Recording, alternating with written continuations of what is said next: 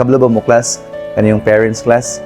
Bisag usay, wala na sila mapalit para silang kaugalingon. Ang importante rin nila class, matagaan mo balon, mapalit ang inyong project, matagaan mo class og pagkaon, mapalitan mong sinina.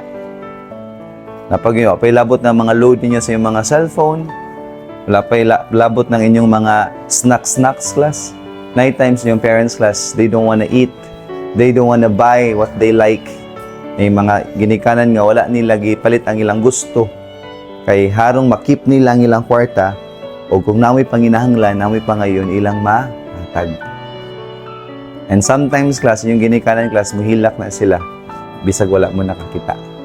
Especially class sa mga ginikanan diri nga sayon-sayon ra og tubag-tubag sa anak, sayon-sayon ra class og kanaganing mo sugo ang mama or ang papa, dili mo tuo dayon, sakit na silang kasing-kasing class.